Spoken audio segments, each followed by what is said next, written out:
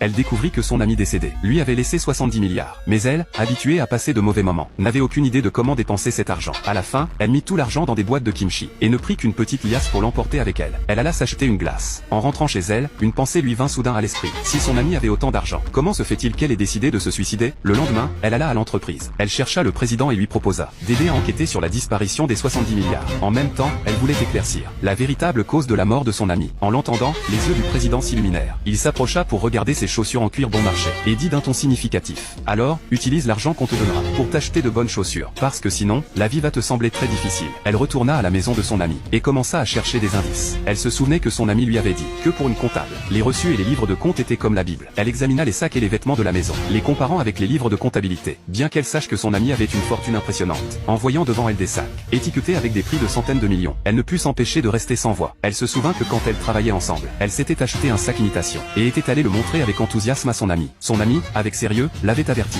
dans cette profession, tu ne dois jamais apporter un sac faux au travail. Si quelqu'un s'en rend compte, tu ne laisseras que l'impression d'être une personne sans argent et prétentieuse. Sur le portable de son ami, elle découvrit un compte de réseaux sociaux, complètement différent. L'ami de ce compte ne ressemblait en rien à celle qu'elle connaissait. Ce compte était rempli de photos d'articles de luxe. Elle resta longtemps à fixer l'écran, juste au moment où elle allait continuer à vérifier les comptes. La sonnette retentit. C'était le président qui était arrivé. Elle lui montra les articles de luxe, et lui dit qu'avec ça seulement, il pouvait sortir 100 millions. Mais le président n'était même pas intéressé. Il était convaincu que les 70 milliards étaient cachés quelque part. Elle devint nerveuse et lui raconta qu'elle avait trouvé un autre compte de son ami sur les réseaux sociaux. Mais après lui avoir envoyé le lien du compte, le président lui demanda si elle aimait ces choses. Avec un sourire tordu, comme s'il guettait sa proie, il s'approcha d'elle. Puis il se pencha et observa ses chevilles, comme s'il admirait une œuvre d'art. Quand elle ne savait pas quoi faire, il regarda soudain de côté et vit une orchidée presque fanée. Soudain, comme si quelque chose l'avait effrayé, il resta paralysé, comme s'il avait vu quelque chose de terrible. Et alors, il s'enfuit. Cette fleur, identique au tatouage que son ami avait sur la cheville, attira finalement son attention. Elle se souvint soudain de cette fois où elles avaient fait du yoga ensemble. Elle avait remarqué que sur la cheville de l'autre personne